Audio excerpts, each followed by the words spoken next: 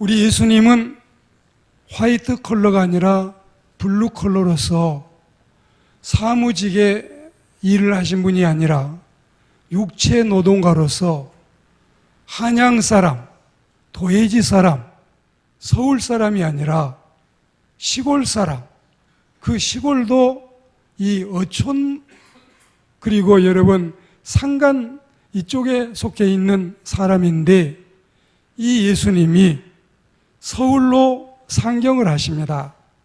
이번에 상경의 목적은 당신이 33년을 사시면서 서울 올라오셨다는 기사가 서너 차례밖에 안 되지만 이번에 서울에 오신 목적은 사형수로 붙잡혀서 만인의 어린 양으로 제물로 죽기 위해서 이제 서울로 올라오셨습니다. 그리고 이제 예수님은 서울에서 당신의 약속하신 대로 십자가에 죽으시고 우리의 모든 죄를 다 용서하기 위해서 눈물과 땀과 피, 사랑의 삼액체를 다 쏟아 부어 주셨습니다. 그리고 제자들은 스승을 잃고 다시 고향 땅으로 내려와서 무의도식할 수는 없으니 옛날에 하던 일이라도 다시 찾아가자. 옛 직업 전선에 복귀할 채비를 하고 이미 발을 담그고 일을 하고 있는 제자들도 있었습니다. 베드로와 도마와 나다나엘과 야고보와 요한, 그리고 이름이 나타나 있지 않는 무명의 제자 둘, 7사람은 이미 이렇게 이 옛날 생활로 돌아가기를 꿈꾸고 있습니다. 그들이 하던 일들이 대부분이 이 고기 잡는 일이었기 때문에 이들은 다시 그물을 어깨에 걸머매고 밤에 잘 잡히는 고기를 잡기 위해서 야간 어업을 나가게 된 것입니다. 그러나 수고한 대가는 없이 밤새 허탕만 치고 터덜터덜 빈망태를 메고 돌아오려던 참에 그때 부활의 주님이 이 배반자들 앞에 다시 나타나십니다. 얘들아, 우편 쪽에 그물 좀 던져볼래? 내 말한 대로 한번 지시에 따르고 들어볼래? 그랬더니 제자들이 그대로 순종해서 153마리가 잡혔더라. 그물이 찢어질 듯도 할 만큼 많이 잡혔는데 그물은 찢어지지 않고 그 고기를 다 손에 넣을 수 있었습니다. 육지에 올라보니 숯불 생선 구이와 맛있는 떡으로 예수님께서 친히 당신이 셰프가 되셔서 이 음식을 다 준비해 놓고 그리고 이 배반자들을 뭐 그렇게 좋다고 이 사람들을 주님은 기다리고 계셨습니다. 그리고 이 음식 조반 전인지 후인지 예수님께서는 사랑의 문답을 하시는데 그 문답은 베드로에게 집중되고 있습니다. 3번 배반의 이력을 가진 그에게 3차례 사랑의 확인을 하는데 시몬아, 너 날 사랑하니? 정말 이들보다도 나를 더 사랑하니? 옆에 너 동생도 있구나. 너하고 동업자도 있구나. 그리고 너네 동네 같은 마을 출신도 있구나. 그런데 이 사람들보다도 나를 더 사랑하느냐? 진짜 사랑하니? 예수님께서 이렇게 지금 베드로에게 묻고 계십니다. 베드로는 정말 대답하기가 아주 난감한 이 지경입니다. 뭐라고 대답할까? 주님 다 아시면서 뭘 물어보세요? 알고 계시잖아요. 내 마음도 다 뚫어보고 계시면서 뭘 또 물어보세요? 이런 심정에서 예수님이 물으시니까 대답을 하기는 하고 주님이 물으실 때면 그 물음에 맞지는 않지만 베드로는 대답을 지금 하고 있지요. 아가파스메 필로시에, 아가파스메 필로시에, 필레이스메 필로시에. 그게 이제 진짜 헌신적으로 아가페적으로 나를 사랑하느냐 예수님 물어보면은 아니에요. 그냥 우정으로 친구로 사랑하는 거예요. 진짜 너 아가페로 나 사랑하느냐? 아니라니까요. 나는 그냥 인간적인 친구의 이 필로스로 사랑하는 거예요. 예수님이 질문을 바꿔서 필레이스메 필로셰. 베드로의 대답은 3번 다 똑같았고 예수님의 질문은 2번은 아가파스메 했지만 3번째는 바꾸어서 필레이스메 이렇게 물었습니다. 그러니까 Do you love me? 그 말이 예를 들자면은 그 러브에 뭐 체리티라든지 좀 숭고한 이 사랑을 예수님은 물었지만 베드로는 그렇게 대답하지 못하고 그냥 일반적인 사랑으로 대답을 했습니다. 그때 예수님은 그 대답에 대해서는 탓하지 않고 받아들이고 내 어린 양을 먹여라, 내 양을 쳐라, 내 양을 먹여라, 이런 주님의 분부가 주어졌습니다. 주님의 어린 양들, 자 보십시오. 주님의 어린 양들은 영유아부일까요? 유년부, 초등부일까요? 중고등부 아이들일까요? 이런 세대적인 나이가 어린 이런 이 상태보다는 신앙 경력이 어려서 매우 나약하고 시험도 잘 들고 어쩌면은 주일도 잘 빠지고 아직 11조 생활도 제대로 못하고 그리고 자기를 믿음으로부터 충분히 지킬 만한 능력이 부족한 처지의 양들이 이들이 아니겠는가.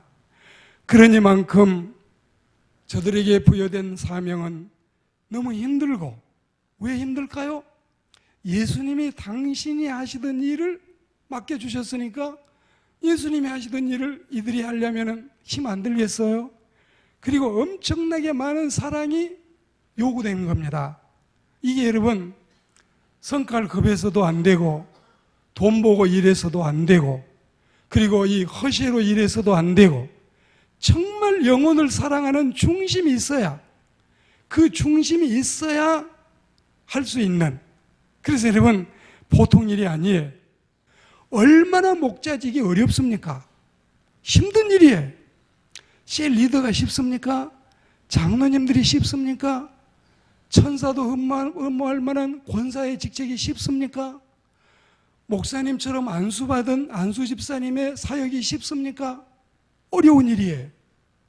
우리는 굉장히 많은 인내심이 필요하고 우리가 기도가 필요하고 정말 그리스도전을 제대로 살려면 지금 이렇게 개차반같이 신앙생활 해가지고는 전도도 안 되고 안 믿는 사람이 본받고 싶지도 않고 제대로 리더를 해도 제대로 하고 하나님을 섬겨도 제대로 섬기고 교회 일을 해도 이거는 여러분 수박 거달기식으로 어떤 클럽도 아니고 어떤 개모임도 아니고 하나님의 교회 일은 주님이 이 배반자들을 다시 불러서 직분을 맡기실 때는 얼마나 귀했으면은 주님이 그걸 참고 견디고 속에서는 정말 심장이 벌렁벌렁 할 정도로 이 배신자들아 너희들을 내가 다시 찾아올 줄 알았었니? 이런 마음이 들었겠지만 주님은 그래도 이 중한 일을 맡기 위해서 나 보아라, 이 엄청난 가슴에 상처가 있어도 너희를 다 용서하지 않느냐? 용서하지 않느냐? 너희도 가서 이 어린 양들을 먹일 때 이렇게 해야 된다. 우리가 가끔 제가 말씀드리잖아요. 너가 생매장 당할 뻔 해본 적이 있느냐? 너가 노예시장에 팔려본 적이 있느냐? 너가 억울하게 누명 쓰고 감옥 가본 적이 있느냐? 너가 언제 그래 본 적이 있느냐? 그래도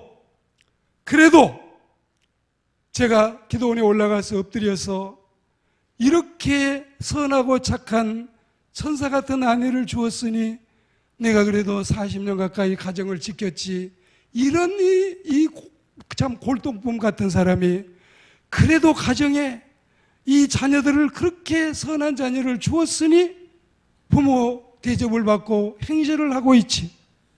교회 와서 이렇게 어질고 착한 양들을 주셨으니 그나마 하나님의 일을 할 수 있고 그렇게 여러분 우리가 같이 맞잡고 하는 것이지, 진짜로 여러분 우리 생긴 이 목자값 하는 대로 생각하면은 우리 하나님 앞에 일 맡을 사람 아무도 없어요. 그리고 우리는 하나님 앞에서 우리 주님을 생각해 보십시오. 어떤 사람이라도 다 용서하고 받아주는 이 마음, 저도 여러분도 우리 받아야 돼요. 우리가 먼저 손을 내밀어야 돼요. 우리가 용서해야 돼요. 주님을 믿지 않는 사람이라면 여러분 반상에 나왔거나 계모임에 나왔거나 혹시는 여러분들이 동창회 향후에 나왔으면 이런 이야기 들을 필요 없잖아요. 우리는 그리스도인이잖아요. 그리스도인이 누굽니까? 리틀 크라이스트, 작은 예수가 우리인데 우리 지금 작은 예수로 살고 있느냐 이거예요. 그렇게 하고 있어요 우리? 우리는 셀 리더로서 셀 가족을 인도할 때 조금만 서운하게 하면은 여러분이 어떻게 합니까? 우리가 여러분 교회 직분자로서 알아주지 못하고 우리의 하고 있는 일에 동참하지 않으면 어떻게 합니까? 주님을 보십시오. 주님이 어떻게 하고 계십니까? 정말 올해 하나님이 이랬다는 거 다 이거 허탕친 거 아닌가? 하나도 칭찬받을 건 없이 꾸중 들을 일만 한 건 아닌가? 그런 건 아닌가? 사꾼이라도 됐으면, 사꾼은 제 값이라도 하고 봉급을 받아가는데 사꾼이 아니라면 이건 도둑이고 강도지 않느냐? 이런 마음이 성직자들에게 있는가? 있는가? 오늘 우리는 하나님의 말씀 앞에 교회가 새롭게 돼야 돼요. 개혁이 돼야 돼요. 정말 하나님 믿는 건 너무 좋고 교회의 진리는 너무나 분명한데, 그런데 우리는 정말 하나님 앞에서 바른 신앙생활하고 있는가? 영국의 버트란드 러셀이나 중국의 이모당 같은 사람이 왜 예수를 안 믿으려고 했을까요? 예수님은 하나도 싫지 않지만 예수 믿는 사람들이 제대로 신앙생활을 못하기 때문에 안 믿으려고 했던 거예요. 나중에 그들도 주님께 돌아와서 예수교의 신자가 됐지만 우리는 신앙생활도 힘든 일이고 예수 믿는 사람들이 사역하는 일도 쉬운 일이 아닌데, 오늘 예수님께서 너 나 사랑하느냐고 물으실 때 주여, 주님 알고 계시지 않습니까? 우리는 주님 앞에 떳떳하게 대답은 못하더라도 부끄러운 사람은 되지 않도록 하나님 앞에 바른 고백할 수 있는 하나님의 종들, 주의 일꾼들, 주의 사역자들이 되기를 축복합니다. 오늘 이 말씀에 먹인다는 말은 친다는 뜻인데 이 목사 이름은 칠목자예요. 스승사자. 그리고 지금 현재 이 가정교회들은 대부분 이 여러분들을 다 목자라 그래요. 그리고 여성분들은 목녀라 그래요. 그러니까 이 목자, 목녀는 성직자만이 아니라 먼저 주님을 믿고 하나님의 복음을 가진 사람들은 다 이제 목자고 목녀예요. 우리는, 여러분들은 이 강대상에서 저랑 같이 하지는 않을지 몰라도 강대상 아래에서는 다 같은 동역자입니다. 다 같이. 그리고 나중에 주님의 나라 갔을 때 이름 가지고 여러분 계산할까요? 이름 가지고 상급 줄까요? 이름 가지고 주님이 면류관 구분할까요? 아니올시다. 아니라고 봅니다. 오늘 우리는 먹인다고 하는 거 친다는 뜻이고, 그리고 마태복음 24장 45절에 보시면 충성되고 지혜 있는 종이 되어 주인에게 그 집사람을 맡아서 때를 따라 양식을 나누어 줄 자가 누구냐? 주인이 오실 때 그 종이 이렇게 착하게 하고 있는 걸 보면 그 종은 복이 있다. 여러분들이 묵묵히 하나님의 일을 잘하면 직분 가지고 상 받는 거 아니에요. 하나님이 알아서 여러분들에게 또 저에게 필요한 상급과 칭찬과 은혜를 허락하실 줄 믿습니다. 갈릴리는 디베리아 바다라고도 하고 갈릴리 호수라고도 하는데 직접 우리가 가보면 짠물이 아니라 민물, 바다가 아니라 호수라는 걸 바로 알 수가 있습니다. 그리고 예수님과 12제자의 주요 활동 무대가 바로 이곳이었습니다. 예수님과 12제자를 연상시키는 그 배가 한 2000년 전에 호수에 가라앉았던 배를 얼마 전에는 이 고고학자들이 발굴해내서 이게 아마 예수님과 12제자가 탔던 배가 아닌가, 그러니 이 신문의 기사까지 나오게 됐습니다. 이런 입장에 이들은 처음에 고기를 잡다가 주님을 만나게 됐고, 이제는 이 갈릴리 호수의 고기 좀 그만 잡고 사람 낚는 어부가 되라, 이러니 예수님의 부름이 있었기 때문에 이들이 이제 예수님의 제자로 발탁이 됐습니다. 갈릴리에 서식하는 물고기는 주로 세 종류의 물고기가 많이 있습니다. 키구리과 종류로 알이나 새끼를 입속에 넣고 키우는 이디오피아 원산의 어족이 많이 있고, 잉어과의 종류, 갈릴리 바다의 주요 어족이 바로 이 잉어과의 종류입니다. 그리고 세 번째는 메기과의 종류인데, 비교적 큰 이 종류, 큰 어족에 속하는 메기들이 아마 이 여러 물고기 중에는 제일 이 몸체가 큰 물고기입니다. 이런 세 종류 외에도 덜어는 물고기가 있겠지만, 이런 물고기를 상대로 그물을 던지는데, 던지는 투망 그물이나 혹은 저예망식 싹쓸이 그물을 통해서 이 제자들이 이 고기를 잡아 올리고 있습니다. 주님의 명령과 지시에 들어도 그만, 안 들어도 그만, 지켜도 그만, 안 지켜도 그만, 저 아저씨가, 저 형 같은 사람이, 저 총각같이 노총각처럼 보인 사람이 우리에게 뭘 지시한다 해도 들어도 좋고 안 들어도 좋고 따라도 좋고 안 따라도 좋다는, 이렇게 생각을 했다면 제자들이 될 수 있겠어요? 여러분에게 강단에서 지시가 내려오면은 저 아저씨 말은 들어도 그만 안 들어도 그만, 저 김씨 말은 우리가 지켜도 그만 안 지켜도 그만, 그렇게 생각한다면 건강한 신자가 될 수 있을까요? 하나님의 말씀에 그 명령에 순종하고 지키기로 다짐을 하고 그 말씀을 따르겠다는 중심이 있으면 그게 얼마나 그 사람에게 복이 되겠습니까? 그거는 생사의 관계고 생명 관계고 사활 문제이기 때문에 지켜야 돼요. 우리는 예로부터 지금까지 주님의 말씀을 잘 지키고 손해본 사람을 보지 못합니다. 유명한 무디가 말하기를, 예수님을 믿으시면 이 세상에서나 저 세상에서나 결코 후회하지 않는다는 말처럼 신앙생활 본때 있게 잘하면 수지 맞을 겁니다. 여러분 후회하지 않을 줄 믿습니다. 고기 잡힌 거 보세요. 사업 잘 된 거 보세요. 돈 많이 번 거 보세요. 정말 수지 맞는 거 보세요. 대박 난 거 보세요. 복이 터진 거 보세요. 예수 잘 믿고 후회한 사람도 없고 예수 잘 믿고 망한 사람도 없어요.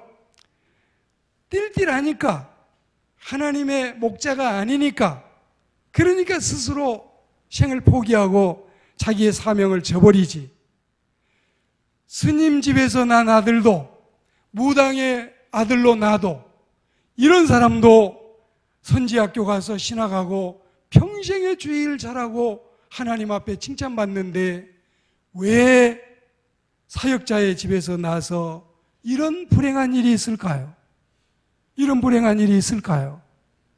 오늘날 제가 알고 있는 동역자 가운데도 얼마나 핍박을 받고 반대를 받고 집에서 쫓겨나고 예수 믿는다고 머리도 다 깎아내고 그런 집에서 나도 끝까지 훌륭하게 사역을 잘하는데 정말 여러분 대대로 스님 집에서 나도 무당 집에서 나도 다 하나님의 종이 되고 충성스럽게 일하는데 우리 집에는 부모님도 안 믿고 형제도 다 안 믿어도 나 혼자 부름받아도 다 신앙생활 잘하는데 왜 수대째 예수 믿는 집에서는 어려움이 또한 있을 수가 있을까요? 오늘 우리는 이런 걸 생각하면 하나님 앞에서 구원 문제는 상급 문제는 1대1로 하나님과 내 사이 문제지. 우리가 여러분 또 어떤 때는 이 3대 4대 축복을 이야기하지만 그러나 개인적으로 자신을 하나님 앞에 세웠을 때는 이건 내 문제, 우리 누님 문제도 아니에요. 우리 동생 문제도 아니에요. 우리 삼촌 문제도 아니에요. 우리 고모부 문제도 아니에요. 하나님과 나 사이에 1대1이에요. 우리 식구 12명 다 예수 믿으면 다 구원받지만 나 하나는 12명 덤으로 묻어서 천국 갈 수 있을까요? 아니에요. 나도 주님을 필요로 하고 나를 위해서도 주님이 죽으셨기 때문에 내 신앙의 고백이 필요함을 믿습니다. 내가 우리 마누라 잘 믿으니 우리 자식들 다 교회 가니 나 하나쯤이야 교회 안 가도 하나님이 알아서 다 처리하실 거 아닌가? 아니에요. 물론 알아서 처리하시지만 구원 없는 처리가 올지 여러분 두려움을 가지시기 바랍니다. 당연히 내가 주님을 믿지 않으면 구원받을 수 없음을 알아야 됩니다. 주님이 주시는 문답과 직분을 보셔요. 우리 주님은 로마서 12장 4절 말씀에도 우리가 한 몸에 많은 지체를 가졌으니 모든 지체가 같은 지체가 아니다. 모든 직분이 같은 직분이 아니에요. 하나님이 우리에게 주시는 직분은 권찰림도 하늘의 천군 천사가 근무하는 은혜로운 직책이에요. 할렐루야. 애언이면 애언, 섬김이면 섬김, 가르침이면 가르침, 권위함이면 권위함, 구제면 구제, 다스림이면 다스림, 방언이면 방언, 방언 통변이면 통변. 그리고 또 이 에베소 4장에 보면 사도의 직책, 복음 전하는 직책, 선지의 직책, 목사의 직책, 교사의 직책. 거기도 보면 목사와 교사는 어깨를 나란히 하고 같이 있지. 그 사람들이 교회에서는 목사가 갑질하고 교사는 을질하는 이런 장소가 아니라 하나님 앞에 어떤 직책도 어느 하나도 버릴 것 없이 소중하고 귀한 줄 알고 하나님을 바로 섬기는 우리들이 되어야 할 줄로 믿습니다.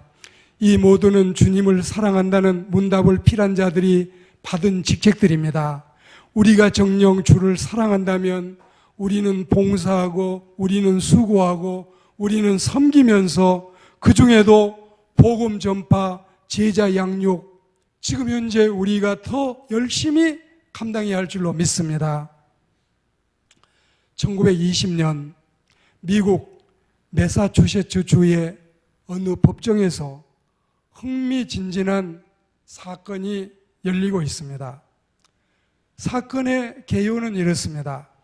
어느 날 부둣가를 거닐던 한 사람이 로프에 걸려서 물에 빠졌습니다. 이 사람이 근본 헤엄을 칠 줄 모릅니다. 갑자기 차가운 물에 빠져서 다리에 마비 증상이 왔습니다. 살려달라고 소리를 치다가 그만 물속에 잠겨갔습니다. 나중에 친구들이 달려와서 구조했을 때 이미 몸은 굳어서 시신이 나오게 됐습니다. 그런 익사 사고로부터서 불과 몇 미터 거리에 젊은이 하나가 의자에 기대어서 일광욕을 즐기고 있었습니다. 이 젊은이는 물에 빠진 사람이 살려달라는 비명을 지를 때 비명 소리도 들었고 자신은 수영도 능숙하게 잘하는 충분히 구조대원으로 나갈 수 있는 사람이었습니다. 그러나 무심히 죽어가는 그를 바라보며 구경만 하고 있었고, 그리고 그 사람은 고귀한 생명을 잃게 됐습니다. 가족이 나중에 이 사실을 알고 가슴을 치고 기가 막혔습니다. 저런 사람이 있느냐? 저런 사람이 세상에 있느냐? 좀 뛰어가서 살려냈으면 이렇게 우리 아이가 죽지 않았을 터인데, 이 한없스러운 마음을 가지고 법원에 지금 소송을 제기를 해서 오늘 이 재판이 열리고 있습니다. 인간의 탈을 쓰고 이럴 수 있느냐? 인간의 탈을 쓰고. 그런데 판사가 판결을 내리는데 보니까 뭐라고 내렸느냐? 이 판결의 결과는 이런 것입니다. 도덕적 책임은 있지만 법적 책임은 없다. 그리고 유가족들이 패소를 했습니다. 왜 이 지나간 이야기를 소개할까요? 오늘의 신자들이 이런 영혼을 구원하지 않는다고 법적으로 민법에 걸릴까요? 상법에 걸릴까요? 어느 형법에 걸릴까요? 법적인 책임은 없어도 영적인 책임은 에스겔서에서 수없이 우리에게 말씀하신 생명에 대한 핏값, 영적인 책임은 우리에게 있을 줄 믿는 것입니다.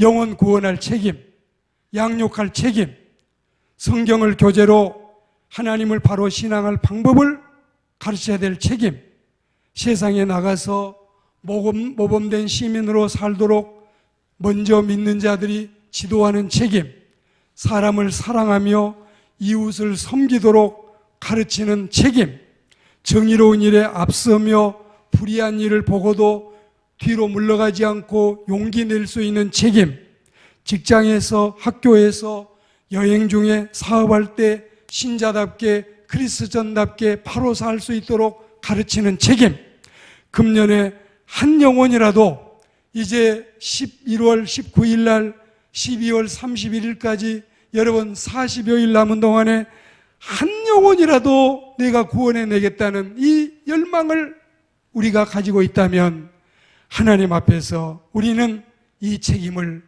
잊지 말아야 할 줄로 믿습니다. 우리는 하나님 앞에서 어린 양의 생명책에 요한계시록 3장 말씀처럼 내 이름이 어린 양의 생명책에 있다면 누가 전도할 겁니까? 누가 양육할 겁니까? 누가 제자입니까? 누가 그리스도인이며 누가 제자입니까? 오늘 이 말씀을 가슴에 새기세. 듣고 흘리지 마세. 여러분의 복입니다. 내 복이 아니라 여러분의 복이에 누가 이 일을 할 겁니까? 우리가 해야지요. 예수님이 이 일을 제자들에게 맡긴 것입니다. 맡긴 것이에요.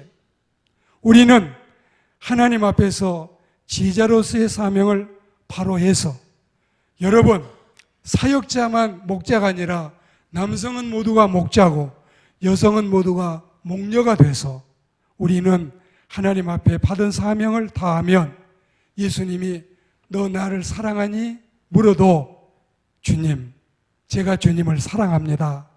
이런 당당한 고백이 우리의 가슴 깊은 곳에서 주님께 드려지는 역사가 있기를 주의 이름으로 축복합니다.